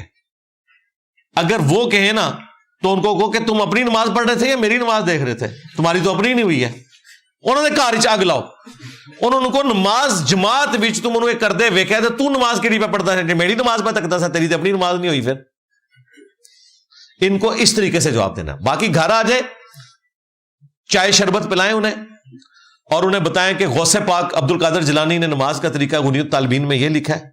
ٹھیک ہے, آپ لوگ صرف 11ویں دیتے ہیں, ہم 11ویں والے کے طریقے پہ چل رہے ہیں, اور وہ بھی آپ کی نظر میں. ہمیں کوئی ہمدردی نہیں, نہ 11ویں والے سے, نہ کسی چھٹی والے سے, نہ 7ویں والے سے. ہم تو نبی الاسلام کی سنت پہ چل رہے ہیں. ٹھیک ہے, باقی کسی کے ساتھ بحث کرنے کی, لڑائی جھگڑا کرنے کی ضرورت نہیں ہے. اور اگر کوئی آپ کو مسجد میں نماز پڑھنے سے روکتا ہے تو جا کے تھانے میں اپلیکیشن دیں، یہ اس کا حل ہے. اور تھانے میں جب آپ اپلیکیشن دیں گے، ویسے تو ان کو بتا دیں تو وہیں پہ ٹھنڈے پڑ جائیں گے، کیونکہ پاکستان کے قانون میں آپ کسی بھی شخص کو اذن عام والی جگہ پہ نماز پڑھنے سے نہیں روک سکتے. مسجد اذن عام ہے، کوئی بھی آ کے وہاں پہ نماز پڑھ سکتا ہے، جس طریقے پہ مرضی پڑھے. اگر یہی کام سعودیہ والے شروع کر دیں تو بریلوی دیوبندیوں کو تو گھسنے نہ دیں وہاں حج عمرے کے لیے، وہ کیونکہ امام کعبہ رفع الیدین کرتا ہے. وہ کہیں جی پہلے رفع الیدین سٹارٹ کرو پھر بڑھن دیں گے، تو پھر کیا کرو گے؟ تو قانون کا راستہ اختیار کریں، لڑائی جھگڑا نہیں کرنا، بحث بھی کرنے کی ضرورت نہیں ہے، یہ لوگ بیانڈ ریپیئر ہے. بزرگوں کی کفری عبارات پر گورنمنٹ نے کبھی ایکشن کیوں نہیں لیا؟ اس لیے کہ گورنمنٹ میں سارے پیر بیٹھے ہوئے ہیں، انہوں نے کیوں ایکشن لینا ہے؟ ہر جماعت کے اندر آپ کو پیر اور یہ بابے نظر آئیں گے، ہر جماعت کے اندر. پیپلز پارٹی آپ دیکھ لیں، سیکولر جماعت ہے لیکن اس میں پیر موجود ہے. پی ٹی آئی کے اندر شاہ محمود قریشی صاحب آپ دیکھ لیں، ماشاءاللہ پیرانے پیر ہے. نون لیگ کے اندر بھی کتنے پیر ہیں، وہ آپ اسناد صاحب پیر کرم شاہ صاحب کے بیٹے، وہ نون لیگ میں. تو ساری جماعتوں کے اندر پیر موجود ہے. پاکستان میں عربی میں تراویح کا کیا فائدہ؟ اگر حضرت عمر کا مقصد قرآن کی تعلیم دینا تھا، ہمارے علماء بس قرآن ختم کرنے کی کوشش میں ہوتے ہیں. میں نے اس کے اوپر کافی دفعہ آواز بلند کی ہے کہ تراویح کا مقصد سال کے بعد دورہ قرآن کرنا تھا، اور وہ اسی صورت میں ہے کہ جب قرآن صحیح طریقے سے پڑھا جائے. اردو اور عربی کا مسئلہ نہیں ہے، صرف آپ اردو میں بھی شروع کروا دیں پھر بھی آپ کو یعلمون تعلمون ہی سمجھ آئے گا، پڑھتے ہی اتنا تیز ہے. مسئلہ 20 رکعتوں کا ہے، ان کو پورا کرنا ہوتا ہے انہوں نے 20 منٹ میں. اس میں چاہے اردو میں پڑھیں یا عربی میں پڑھیں ایک برابر ہے، سمجھ ایک بھی نہیں آنی توڑو. اس کا حل یہ ہے کہ سکون سے نماز پڑھی جائے، سنت کے مطابق 8 رکعتیں سکون سے ادا کریں، عربی میں ہی ادا کریں، اور لوگوں کو اجازت دیں کہ پیچھے وہ مصحف کھول کے کھڑے ہوں. ویسے تو آپ کو اجازت لینے کی ضرورت نہیں ہے، میں ان کے لیے کہہ رہا ہوں. ہمارے کسی اسٹوڈنٹ کو اجازت لینے کی ضرورت نہیں ہے، آپ موبائل میں قرآن پیچھے دیکھ کے اس کا ترجمہ کھول کے ساتھ ساتھ کور کریں. اس کے اوپر میں کافی دفعہ بول چکا ہوں. جب نبی علیہ السلام نے 3 دن قیام اللیل کیا اور چوتھے دن غصے سے منع فرمایا تو حضرت عمر نے تراویح کیوں شروع کروائی؟ حضرت عمر نے صرف ایک آپشن کے طور پر شروع کرائی، اس لیے کہ نبی صلی اللہ علیہ وآلہ وسلم کو بھی یہ عمل پسند تھا. آپ نے اس عمل سے نفرت نہیں کی ہے. جو غصے میں آئے وہ یہ کہہ کر آئے کہ مجھے خدشہ ہے کہ فرض نہ ہو جائے. غصہ اس بات پہ نہیں ہوئے کہ تراویح پڑھنا گناہ ہے. Point to be noted. حضرت عمر نے اس لیے یہ ایک آپشن باقی رکھا کہ چونکہ نبی کی سنت ہے اور اب وہی نازل نہیں ہونی، فرض ہونے کا خطرہ کوئی نہیں ہے، لہٰذا اگر کوئی جماعت سے پڑھنا چاہتا ہے تو اس کے لیے بھی ایک آپشن اویلیبل ہو. یعنی اگر آپ مجھ سے پوچھیں نا تو مجھے کسی کے پیچھے قرآن سن کے زیادہ مزہ آتا ہے بنسبت اس کے کہ میں خود پڑھوں، کیونکہ اس میں میرا گلا بھی یوز ہوگا. اس کی بجائے میں تسلی سے کوئی قرآن پڑھ رہا ہے سنوں، تو یہ آپشن تو موجود ہونا چاہیے. اور بخاری میں 2010 نمبر حدیث میں آتا ہے حضرت عمر نے جب جماعت شروع کروائی ہے تو خود انہوں نے وہاں نہیں پڑھی ہے، گھر جا کے پڑھی ہے، اور کہا اس سے بہتر نماز وہ ہے جو مرد آخری پیر گھر میں پڑھتا ہے. اگر حضرت عمر نے یہ فرض کرائی ہوتی تو خود تو پڑھتے نا. یہ ایک آپشن تھا کہ جو سننا چاہتا ہے وہ یہاں پڑھ لے، جو خود پڑھ سکتا ہے وہ گھر میں پڑھے، اور خود فرمایا کہ گھر میں پڑھنا افضل ہے.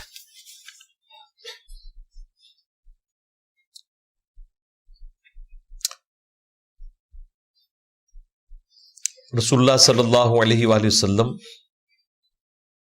بشر، جبکہ حدیث میں آیا ہے کہ آپ آدم علیہ السلام سے بھی پہلے موجود تھے، تو کیا یہ تضاد نہیں ہے؟ یہ بالکل ڈیفرنٹ چیز ہے بھائی.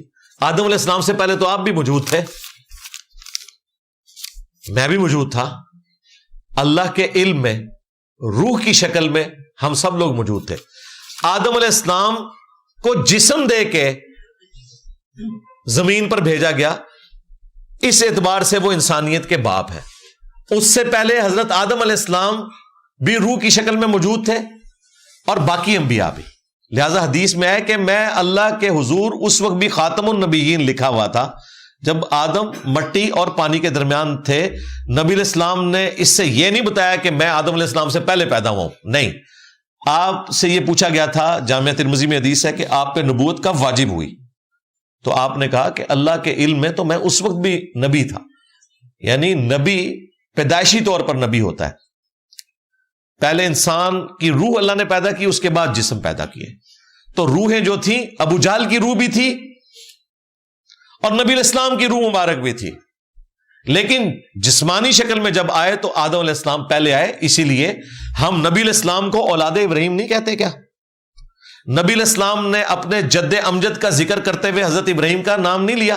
اگر نبی علیہ السلام حضرت آدم سے بھی پہلے تھے تو حضرت ابراہیم تو رسول اللہ کی اولاد ہوتے ہیں نا. رسول اللہ خود اپنے آپ کو اولاد ابراہیمی سمجھتے ہیں.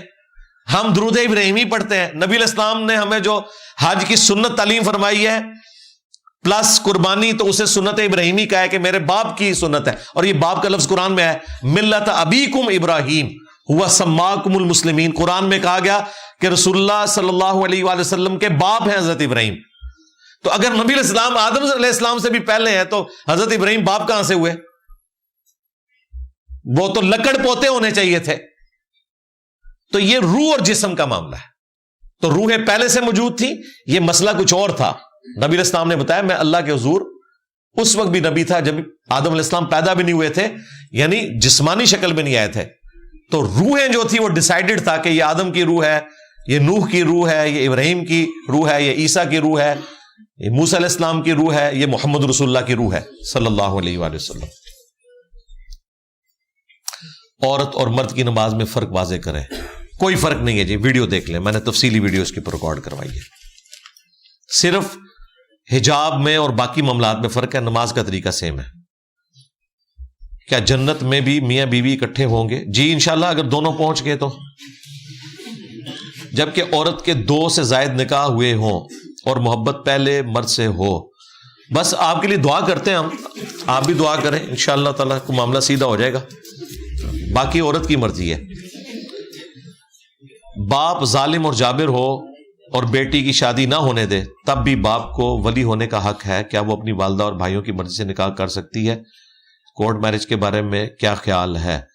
دیکھیں، اگر اس لیول تک کوئی ورس سچویشن پہنچ گئی ہے تو آپ اللہ کے حضور اگر اسے جسٹیفائی کر سکتے ہیں کہ واقعی ایسا معاملہ ہے تو ٹھیک ہے، آپ کر لیں. لیکن میں نے نہیں آپ کو فتویٰ دینا، آپ نے اپنے معاملات کو خود دیکھ کے چلنا ہے. وطن پرستی اگر شرک ہے تو جنہوں نے وطن کی خاطر جان دی، وطن کی خاطر تو آج تک کبھی کسی نے جان نہیں دی ہے. پتہ نہیں کون لوگ ہیں.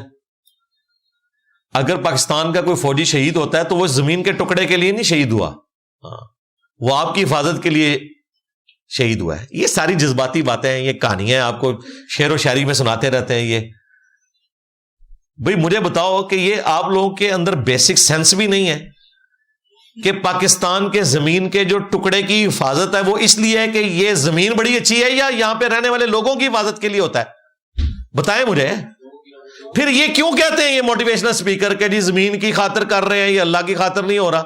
کہانیاں بنائی ہوئی ہیں اور وہ ڈاکٹر اقبال کے شعر پڑھ پڑھ کے آپ کا لوگ گرماتے رہتے ہیں. ٹھیک ہے، خود ڈاکٹر اقبال صاحب خود اپنے 6 فٹ پہ اسلام نافذ نہیں کر سکے، داڑھی اینڈ تک نہیں وہ رکھ سکے. کہتے جی اندر سی، اچھا باقیاں نو باہر کٹنے دا حکم ہے، ڈاکٹر صاحب نو اندر رکھنے دا حکم سی. جب تک ہم اپنے شعراء کو، صوفیاء کو، تھنکرز کو مذہبی پیشوا بنا کے پیش کریں گے تو ہمارے دین کے ساتھ یہی کچھ ہوگا. دین ان لوگوں کے شعر و شاعری کا، اقوال کا نام نہیں ہے. دین نام ہے قرآن و سنت کے اندر لکھی ہوئی تعلیمات کا. ہاں، یہ ذہن میں رکھیے گا. یہ صرف شعر و شاعری کر سکتے ہیں، بس لوگوں کا لہو گرما سکتے ہیں، خود کچھ بھی نہیں کر سکتے. دیوبند ہر سال مرکز میں جاتے ہیں، کیا یہ ایک بدعت؟ کیا مطلب؟ رائے منڈ لکھو نا یار، اس طرح نہیں، یہ کوئی بدعت نہیں ہے.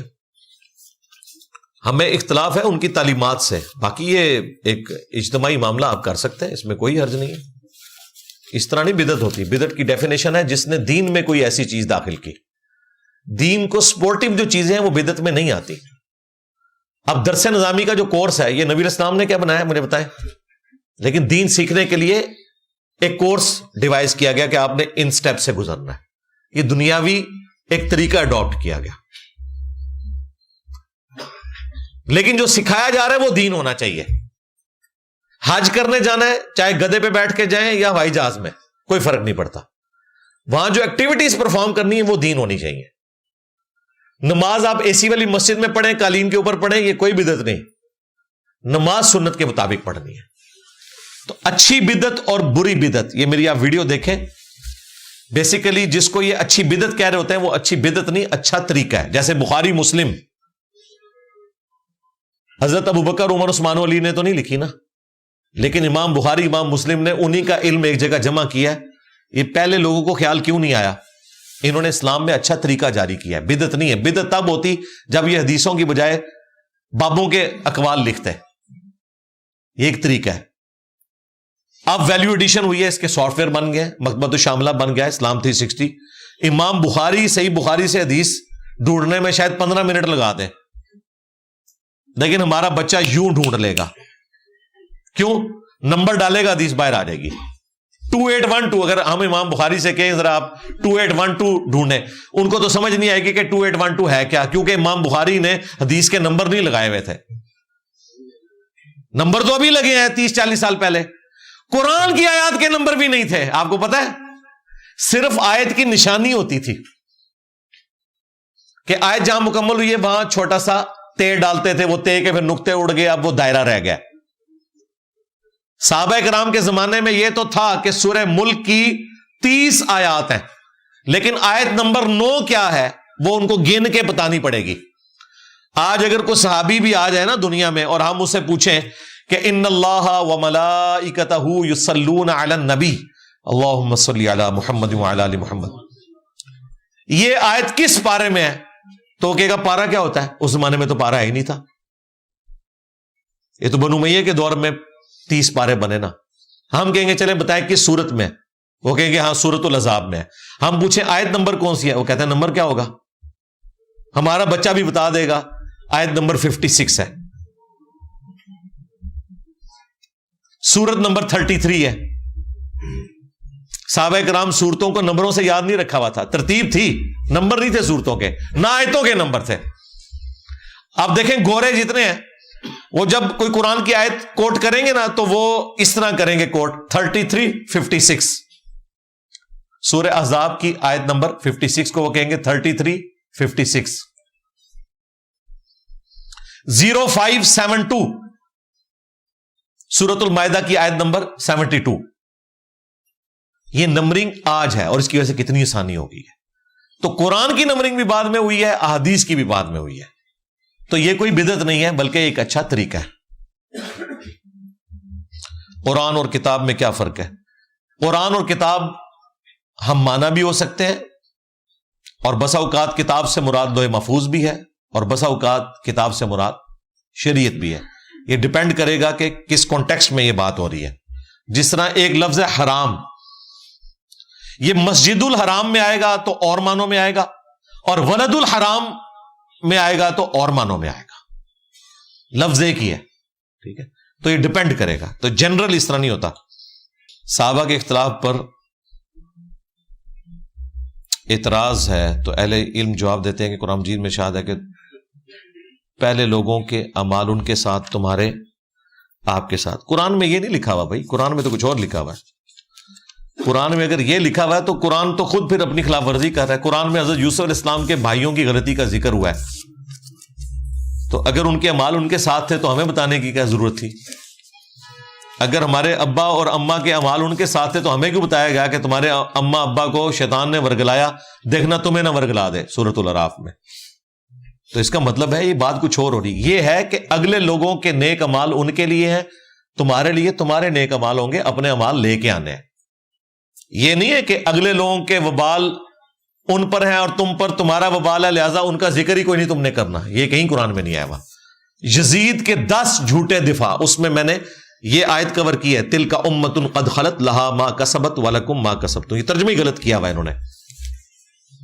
یہ نیک اعمال کے بارے میں ہے, ان کے لیے ان کے نیک اعمال جو لے گئے, تمہارے لیے وہ نیک اعمال ہوں گے جو تم کماؤ گے. یہودیوں, صرف حضرت ابراہیم کی نسبت تمہیں کام نہیں آئے گی.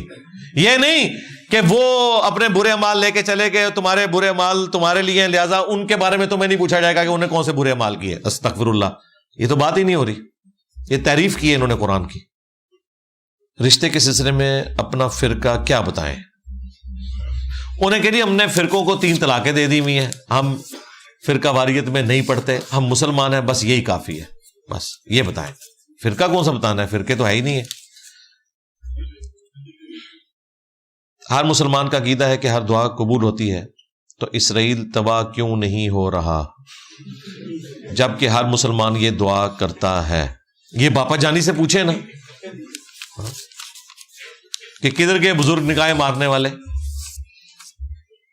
دعا قبول ہوتی ہے اس کے اوپر تو میں پہلے 15 منٹ بول چکا ہوں کہ وہ کس طریقے سے قبول ہونی ہے. وہ ویسے قبول نہیں ہونی جس طرح کہ آپ چاہیں گے, وہ اللہ کی مرضی. باقی دنیا بقدر ایفرٹ ہے, سیدھی سی بات ہے. اسرائیل نے شروع میں تو آپ کہہ سکتے ہیں کہ امریکہ اور گریٹ برٹن نے انہیں اکوموڈیٹ کیا. اس کے بعد اسرائیل نے اپنے آپ کو ثابت کیا ٹیکنالوجی کے ذریعے سے کہ وہ دنیا کو رول کریں گے. ابھی بھی امریکہ ان کو سپورٹ کرتا ہے, لیکن یہ حقیقت بات ہے کہ انہوں نے ٹیکنالوجی ڈیولپ کی ہے. تو آپ بھی ٹیکنالوجی ڈیولپ کریں. آپ دادا صاحب کی گھوڑی سے باہر ہی نہیں نکل رہے. ٹوٹل تہاڈی ٹیکنالوجی ہے.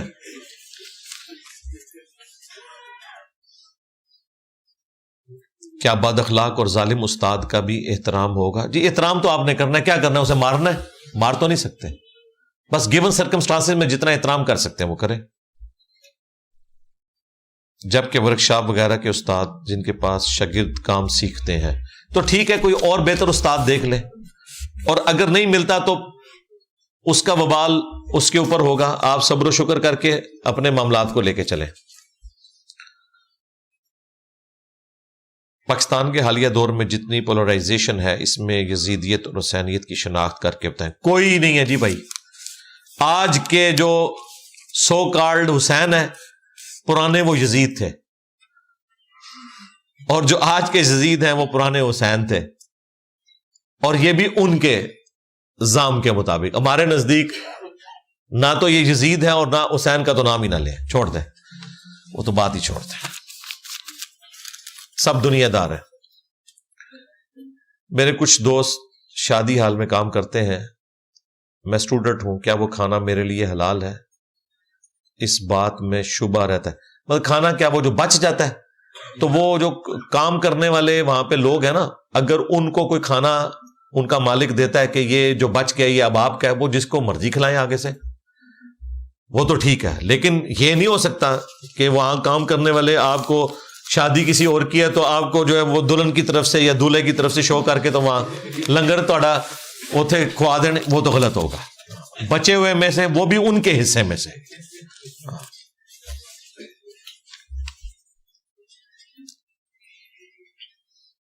ناسبیوں کے بقول علی کے خلاف معاویہ کا احتجاج بغاوت تھا, تو یزید کے خلاف حسین کا نکل. یہ پرانے سوال ہو چکے ہیں. یزید کی تو خلافت قائم ہی نہیں ہوئی. بغاوت تو وہاں ہوتی ہے جہاں پہ خلافت قائم ہوئی ہو. یزید کی تو خلافت قائم ہی نہیں ہوئی نا. اگر وہ خلیفہ برحق ہوتا تو بغاوت ہوتی نا, اس کی خلافت تو قائم ہی نہیں ہوئی. جب خلافت قائم ہی نہیں ہوئی تو اگلے معاملات تو چلیں گے نہیں. کوئی مرد کسی عورت کو اپنے حقوق اس وقت بتائے گا جب اس کے ساتھ شادی ہوگی. اگر شادی نہیں ہوئی ہے تو وہ اسے کیسے کہہ سکتا ہے کہ تو میرے حقوق بیوی والے پورے کر؟ ایسا ہو ہی نہیں سکتا. اس طریقے سے جو چیز اسٹیبلش ہی نہیں ہوئی اس کے بعد کے احکامات اس کے اوپر لگیں گے نہیں. وہ تو دھونس اور زبردستی کے ساتھ سارا معاملہ ہوا. یزید کے 10 جھوٹے دفاع میری ویڈیو دیکھ لیں, اس میں میں نے اس کو بھی ڈسکس کیا ہے کہ تلوار کے زور کے اوپر یہ مامو جان نے اپنا ہونہار ہم پہ مسلط کیا تھا. اس کا دین سے کوئی تعلق نہیں ہے. کیا اسلام واقعی مکمل ضابطہ حیات ہے؟ نئی ایجادات اور دریافتوں کو مذہبی پیرامیٹر پر جانچنا کیوں ضروری ہے؟ کوئی ضروری نہیں میرے بھائی. کس نے کہا آپ جانچیں ان کو؟ حلال و حرام کے معاملات دیکھنے. باقی یہ جو ٹیسٹ ٹیوب بیوی بالکل ٹھیک ہے, کروا سکتے ہیں. اگر سیم میاں بیوی ہے اور کسی اور عورت اور مرد کی انوالومنٹ نہیں ہے تو کروائیں, کوئی مسئلہ نہیں ہے. لیکن اگر کسی اور مرد و عورت کو انوالو کریں گے تو پھر ظاہر ہے نسب والا معاملہ ہے. اسلام میں تو نسب کی اہمیت ہے, اس اعتبار سے اسے دیکھنا ہے. باقی آپ یوز کریں, باقی سارا کچھ ہو رہا ہے. پہلے تو میرے بھائی ہر 10 میں سے 5 یا 6 عورتیں پریگنینسی کے دوران فوت ہو جاتی تھی. یہ تو آج سائنس کی برکت ہے کہ آپریشنز ہو جاتے ہیں, عورتوں کی جان بچا لی جاتی ہے. بچے بھی پہلے 10-10 20-20 پیدا ہوتے تھے تو 2-4 بچتے تھے، ان میں سے مر جاتے تھے بچپن میں، بیماریوں کا علاج دریافت نہیں ہوا تھا. تو یہ سائنس نے اتنی ترقی کروائی ہے جس کی وجہ سے ایوریج عمر آپ کی بڑھ گئی ہے. پہلے تو اتنی عمریں نہیں ہوتی تھی. یہ جو آپ کو پرانے بابے کو ملتے ہیں نا کہ ہوتا، وہ کوئی ہزاروں میں ایک کوئی اوپر چلا جاتا تھا. ادروائز صحابہ کرام میں بھی آپ دیکھ لیں گنتی کے لوگ ہیں جن کی عمریں 60 70 80 سال تک گئی ہیں، باقی تو چھوٹی عمر میں فوت ہوئے ہیں. ایوریج لائف تھوڑی تھی پہلے لوگوں کی. مونج دڑو اور ہڑپا کے جو ابھی ملے ہیں نا ان کو وہ کھنڈرات میں ڈھانچے، تو پتا چلا کہ ایوریج عمر یہاں 45 سال ہوا کرتی تھی. 45 سال میں وہ دادے بھی بن جاتے تھے. 13-14 سال کی عمر میں شادی ہوگی. آپ کی طرح تو نہیں کہ 30-30 سال تک بیٹھے رہتے تھے، وہ چھوٹی عمر میں شادی ہوتی تھی. آسٹریلیا میں آج سے 150 سال پہلے ایوریج عمر تھی 34 سال. آج ایوریج عمر آسٹریلیا میں 84 سال ہے. جی ہاں، کیونکہ وہاں پہ غوث پاک چلے گئے تھے، انہوں نے بیماریوں کا علاج دریافت کیا. ہنسدے کیوں بے؟ بغداد شریف والوں نے ویکسین بنائی، اجمیر شریف والوں نے جو ہے وہ حفاظتی ٹیکے بنا لیے، اس کی وجہ سے آہستہ آہستہ لوگوں کی عمر بڑھ گئی. ورلڈ وار 1 اور 2 کے فوجی بھی زندہ ہیں ابھی تک. دیکھ لیں اس طرح بیماریوں کے اوپر قابو پایا ہوا ہے. تو یہ سائنس نے ترقی کرائی ہے، تو یہ اللہ کی نعمت ہے، اس سے فائدہ اٹھائیں. ویسے اٹھا رہے ہیں ہر چیز سے ہم فائدہ، جو مرضی کر لیں. آپ موبائل سے سارے فائدہ اٹھا رہے ہیں، واٹس ایپ سے سارے فائدہ اٹھا رہے ہیں، ٹرانسپورٹیشن سے فائدہ اٹھا رہے ہیں. ایک ڈیزل انجن جو ہے دیوبند نے تو نہیں بنایا، ویسے اس میں دیوبند والا ڈی آتا ہے شروع میں، لیکن یہ حضرت ڈیزل نے بنایا تھا.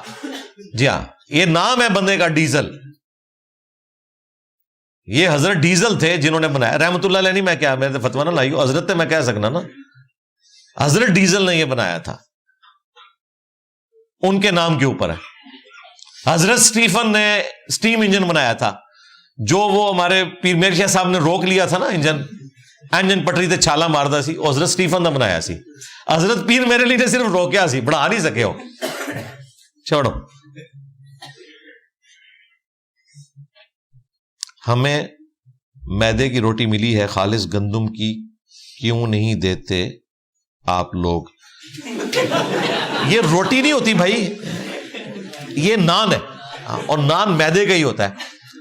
ہمارے پنجاب میں تو اب آلموسٹ گندم والا نان تو ختم ہی ہو چکا ہوا ہے. پشاور میں موجود ہے، یہاں پہ تو یہی ہے، تو اس لیے دیتے ہیں. روٹی اس وقت تو صبح کے وقت آپ کو ٹیسٹ بھی نہیں کرے گی. وہ 7 بجے اگر ہم نے نان منگوائے ہیں نا، ویسے تو آج جو نان تھے میں تو ان سے سیٹسفائی نہیں ہوں. میں نے تو عثمان بھائی کو پروٹیسٹ کیا کہ یہ نان میرے نزدیک تو اتنے اچھے نہیں ہیں، کیونکہ آج جو نان تھے، مطلب آپ کو تو نہیں فیل ہوا ہوگا، میں ذرا چوزی ہوں اس لیے کر رہا ہوں، ویسے تو عام بندوں کے لحاظ سے ٹھیک ہے. میدا گوندنے کے بعد تھوڑی دیر کے لیے اس کو چھوڑنا ہوتا ہے. اگر آپ تازہ تازہ نان بنا لینا وہ تھوڑے سے ہارڈ ہو جاتے ہیں. تو میں نے ان کو کہا وہ دکان بدلیں، ایک اور دکان کا میں نے ان کو بتایا، اس سے آپ نان لے کے آئیں، تو وہ شام تک بھی یہاں پڑے رہے تو وہ نرم ہی رہیں گے، لیکن روٹی نرم نہیں رہتی. ہاں، گندم کے اگر نان لگیں، یعنی روٹی کے لیے جو آٹا گوندا جاتا ہے اسے خمیر کیا جائے، جس طرح کے میدے کو خمیر کیا جاتا ہے، اس کا نان بنایا جائے، تو یہ ایک مشکل عمل ہے. لیکن وہ اگر ہم یہاں لے بھی آئیں گے آپ کو پسند ہی نہیں آنا. آپ نے کہنا یہ کون سا جناب پیلا سا نان ہے. نان تو وائٹ ہوتا ہے اور عام لوگ تو اسے پسند ہی نہیں کریں گے. جین زیت ہے وہ استعمال ہی نہیں کر سکتی.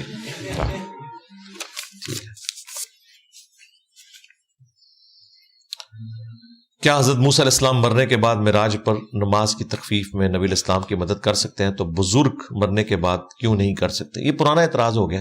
حضرت موسیٰ علیہ السلام کی تو ملاقات شب معراج ہوئی، نبی علیہ السلام سے فزیکلی سامنے آ گئے، ٹھیک ہے. آپ کے بھی سامنے اگر کوئی بزرگ آ جاتا ہے نا تو آپ اس سے نیسلے کی بوتل منگوا لیں. یہ تو فزیکل مدد ہے، سامنے آئے ہیں وہ. نبی علیہ السلام نے حضرت موسیٰ علیہ السلام کی قبر پہ جا کے ان کو نہیں کہا کہ آپ قبر سے نکلیں اور میری مدد فرمائیں. یہ چھٹے آسمان کے اوپر فزیکل ملاقات ہوئی ہے، آمنے سامنے. اس طرح کی جو بھی آپ کے ساتھ ملاقات کوئی کافر بھی کرے آپ اس سے بھی مدد لے سکتے ہیں. نبی علیہ السلام نے کیا یہودیوں سے اناج نہیں لیا؟ بخاری مسلم میں آتا ہے کہ آپ کی زیرہ گروی رکھی ہوئی تھی اناج کے عوض. کافر سے بھی مدد لے سکتے ہیں. لیکن ایک بندہ قبر کے اندر ہے اور وہ اس سے باہر بھی نہیں نکل سکتا، وہ مثال اور یہ مثال بالکل غلط ہے. اس طرح نہ کرے. اسی لیے گورے آپ کا مذاق اڑاتے ہیں اور آپ کی وجہ سے پھر دین کا بھی مذاق اڑتا ہے. میری وجہ سے نہیں اڑ رہا، یہ ان لوگوں کی وجہ سے اڑ رہا ہے جو اس طرح کی مثالیں لکھ کے اپنے مسئلے ثابت کرنے کی کوشش کرتے ہیں. آپ انجینئرنگ کے سائنسی اصولوں کو مذہبی، کیا لکھا ہے مذہبی، یہ کیا لکھا ہے جی؟ پڑھو جی منتلی. مذہبی متنوں کے مابین کیسے نفوذ کرتے ہیں، خاص طور پر جب وہ دوسرے کے ساتھ ٹکرا رہے ہیں. وہی سائنس والا کیا چیز سائنس کیسے ثابت کرتے ہیں مذہب سے ٹکرا رہی ہے. مذہب سے کوئی نہیں ٹکرا رہی. مذہب سے کیسے ٹکرا رہی؟ سائنس اور مذہب تو آپس میں ٹکرا ہی نہیں سکتے، یہ دو الگ سے ٹاپک ہے.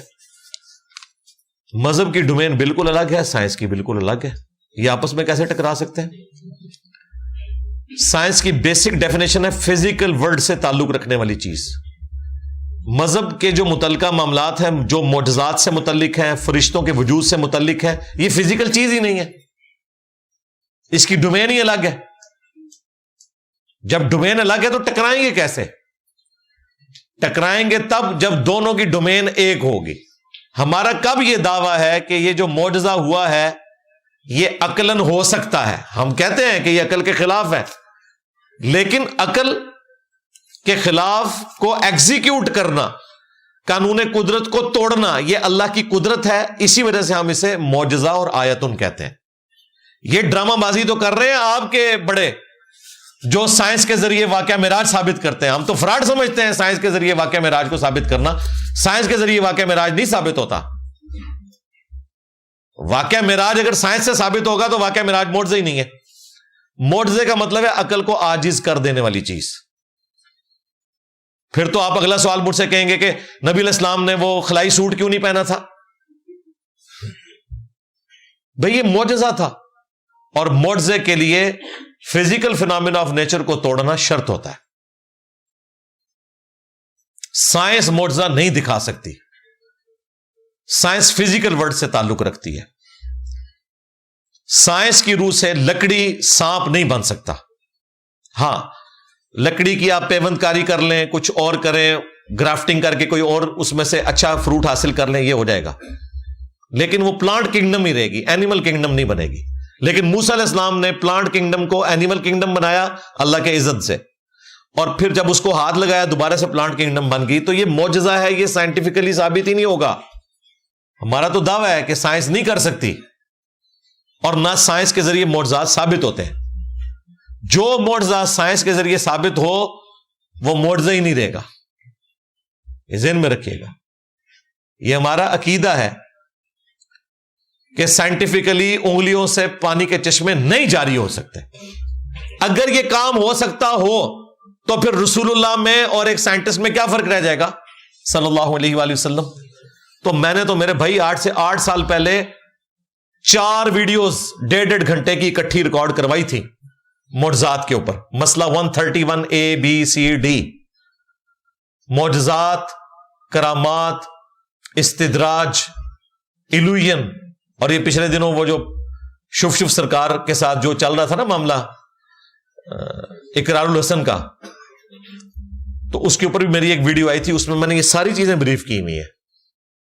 لہذا یہ تو تماشا وہ لوگ لگاتے ہیں جن کے پاس دین کا علم نہیں ہے، اور خام خواہ بیٹھ کے تو اپنی علمیت جھاڑ رہے ہوتے ہیں اور سائنس اور مذہب کو اس طریقے سے پریزنٹ کرتے ہیں. سائنس کی ڈومین بالکل الگ ہے، مذہب کی ڈومین بالکل الگ ہے. سائنس فزیکل ورلڈ سے تعلق رکھتی ہے، مذہب اخلاقیات سے تعلق رکھتا ہے. اور اخلاقی قوانین سائنس کے ذریعے نہیں بنیں گے، وہ انبیاء کی وحی کے ذریعے بتائے جائیں گے. ورنہ سائنس کے ذریعے اگر کوئی اس طرح کا اخلاقی قانون بننا ہو تو پھر تو گورے آپ کو کہیں گے کہ ایک دفعہ مرد پریگنٹ ہو اور ایک دفعہ عورت پریگنٹ ہو. لیکن ایسا نہیں ہوگا. اللہ تعالیٰ نے انسان کو اس کی لمیٹیشنز کے اندر باؤنڈ کیا ہوا ہے، وہ اس سے باہر نہیں نکل سکتا. ٹھیک ہے، تو مذہب اور سائنس کا کوئی ٹکراؤ نہیں، اور ٹکراؤ اسی صورت میں آتا ہے جب کوئی اس کو گھسیٹنے کی کوشش کرتا ہے، دونوں کی ڈومین الگ ہے۔ لے جی، آپ کا ایک پورا تھدا میں نے اللہ کے فضل سے مکمل کر دیا ہے۔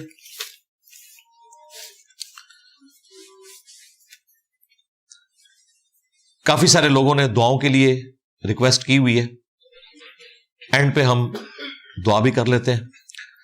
اللہم انی اسألک بأنک انت اللہ لا الہ الا انت الاحد الصمد الذی لم یلد ولم یولد ولم یکن له کفوا احد وإلہکم الہ واحد لا الہ الا هو الرحمن الرحیم الف لام میم اللہ لا الہ الا هو الحی القیوم اللہم صلی علی محمد وعلی آل محمد ربنا آتنا فی الدنیا حسنہ وفی الآخرۃ حسنۃ وقنا عذاب النار ربنا آتنا من لدنک رحمہ وہیئ لنا من امرنا رشدا رب ارحمہما کما ربیانی صغیرا ربنا هب لنا من ازواجنا وذرياتنا قرة اعین وجعلنا للمتقین اماما اللهم اغفر لحینا ومیتنا وشاہدنا وغائبنا وصغیرنا وکبیرنا وذکرنا وانثانا اللهم من احییته منا فاحیہ علی الاسلام ومن توفیتہ منا فتوفہ علی الایمان۔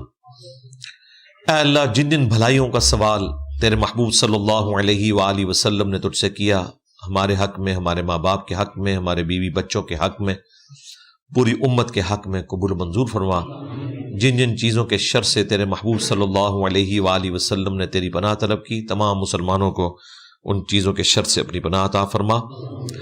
اے اللہ، خصوص بالخصوص فلسطین کے مسلمان، کشمیر کے مسلمان، انڈیا کے مسلمان، چائنا کے مسلمان، افغانستان میں، شام میں، یمن میں، عراق میں، پاکستان میں، جہاں کہیں کس پرسی کی زندگی گزار رہے ہیں، غیب سے ان کی عزت، آبرو، جان و مال کی حفاظت فرما۔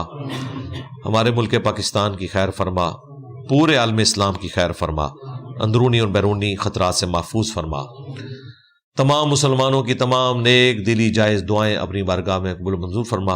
اے اللہ، ختم نبوت صلی اللہ علیہ وآلہ وسلم کی برکت سے ہمیں اپنے محبوب صلی اللہ علیہ وآلہ وسلم کی مبارک دعوت پوری امت میں پہنچانے کی توفیق عطا فرما۔ سبحان ربک رب العزت عما یصفون وسلام علی المرسلین والحمد للہ رب العالمین وصلی اللہ علی النبی الکریم وعلی آلہ واصحابہ اجمعین الی یوم الدین، آمین۔